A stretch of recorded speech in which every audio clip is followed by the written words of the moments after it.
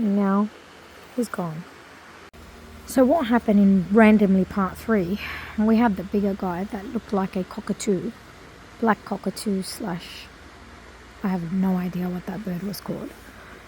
And I had my camera there facing up here, and I was just watching him, but I'm going to replay it as though he's here, and I'm going to get you to use your imagination. And I'm going to put him at the beginning and the end of this video, and I'm going to tell you what I said.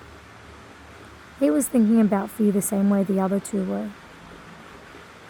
But he didn't take too much time to overthink it and let it take over him. He jumped down from the top and he started to slowly walk and pause every few moments and just stare at me. And then he kept coming and coming and coming until he got to this bunch of food, which was gone before, and this is just another batch. My apologies, it is not cold here where I am. It is hot, but the sun's just too much in my face, and I think I've built a lot more wrinkles than I'd like to admit to having very recently, being exposed to the sun so frequently. So hence why I'm covering. Yeah, I know, I'm not interested in Botox. So I'm staring at him at that point in time, and he's eating and looking at me, and as you might know with birds, his feathers were what is that word for it, fluffed up. And he was just staring, but he was still eating. And it reminded me of a time, multiple times, but this one particular time where I got into the field that I'm practicing right now. Something I've been wanting to do over 20 odd years ago through psychology. But anyway, when I got into NLP, there was a lot of fear. Investing my time, my money, being in a class with a whole bunch of people I have no idea who they are, leaving my 3 kids at home during COVID, mind you, getting homeschooled by my husband. And I was like, I've got to do it. And I did. I overrid the fear the way that bird did. I fulfilled my need. I fulfilled the hunger and realized I was no longer hungry. I was starving.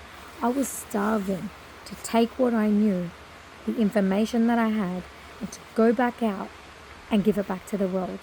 So starving that I could tell you 50 to 70% of those students were intimidated by my starvation, almost like as though I needed to make them feel the same way. Because while I was in class doing my NLP trainer's training, somewhere in the middle, I remember it was June, so 3, 4, maybe 5 months in from memory, I registered a business name, an ABN number, and I was waiting for that certificate so I can go out there. And every time I had the weekend, and I would go to the scarcity of Woolies, not finding toilet paper or tissue, might I add, because everybody was thinking the world was going to come to end and wiping butts was more convenient than eating food. So I would meet someone at the register with the scarcity we had, and I had produced some business cards very rapidly. I went on to Fiverr and I created a logo. It wasn't the best logo, I tell you, that only lasted 6 months, and then the company became what it is today. And gave them out to everyone, and I said, I can help you. I can help you through COVID. I can help you through these panic attacks. I can help you through this fear.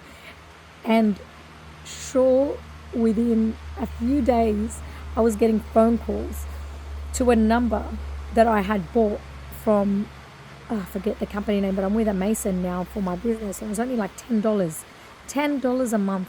I was like, let's see where this business is going to take me. I'll invest $10 a month to receive and take calls so nobody gets my personal number. And that's how the story really began, maybe in 2020. And I started to take calls, and within the first 3 months, I had 10 clients. And I had nowhere to see them anymore. I'd go to their houses. We had an office where I used to work for my husband, and I used to bring him in, created a little space, a nook area, and I'm like, wow, this thing is really getting big, and I'm really transforming lives. And then that person would go to another person, and then from there, what started as fear became my mission. And that mission drove me to rent out an office in Liverpool in New South Wales, which I only lasted there for 8 months because I grew so rapidly. I was with 30 clients a week, transforming lives one after the other, getting messages from students telling me, we can see you on social media, how are you doing this? And I didn't even have time to respond because I was so busy.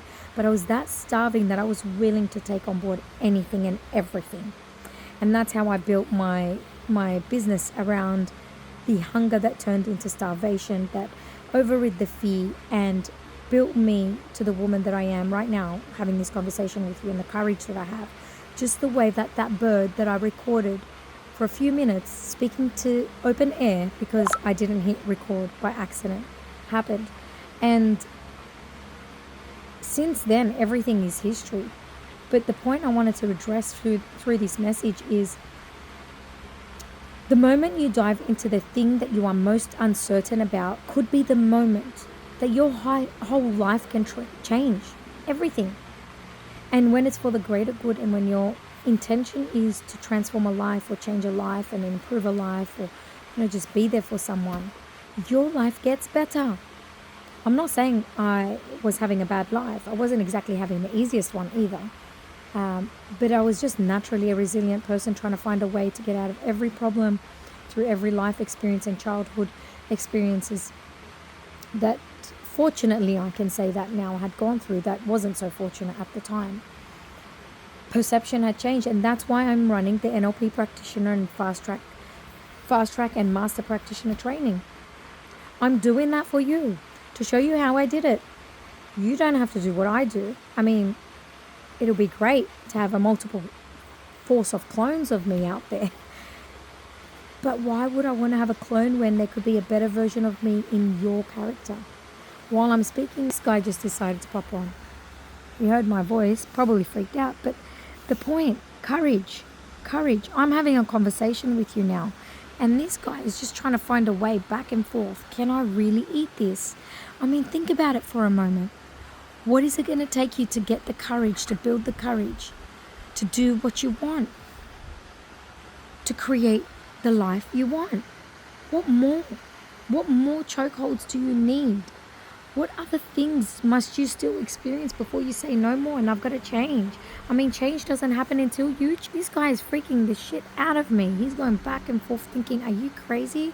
I just want to have a bite. I mean, and you're probably thinking the same. Sarah, what is this NLP training? Well, it's neuro-linguistic programming. What does that mean? These big jargon words. Neuro stands for the psychological aspects of your brain, the wiring and the rewiring of your thoughts and your patterns and your behaviors. Linguistic is the language that you use to internalize your world.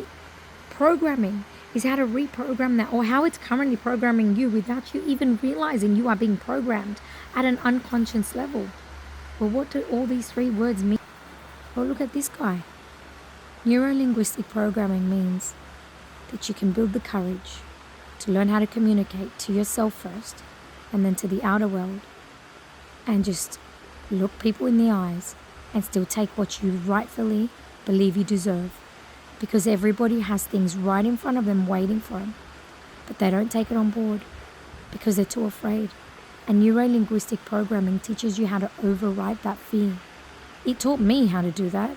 I run an extremely successful business from somebody that had to 35 and a backlog of wait lists. I'm now reducing my hours to once to twice a week because I have worked with that many clients, over 12 to 1,500 clients. I cannot count the hours I have worked with. I cannot count the experience that I have, but I can tell you something for certain. If you come to that training, I will make sure that you leave a transformed person, because what I believe and what I know to be true is you cannot possibly change the world if you haven't learned how to change yourself. And if you believe another course is just going to add another burden or another certificate just to give you credibility, but you haven't changed something within you, then you cannot change people. That's why when I run the course, it is in intimate groups. It's 10 people, my maximum group, so I can make sure that I witness your change, and I get you to have the experience and the assessments and practice with someone else how to do it and how to receive it, so you can become so flexible and not so rigid, how to shift with different characters and personalities out there. Teach you from life experience, from what I did to get to where I am. So you're not just learning neuro-linguistic programming, you are transforming your life, so when you go out there, you are ready to admit it is facts, because you are walking, talking proof. I hope this lands.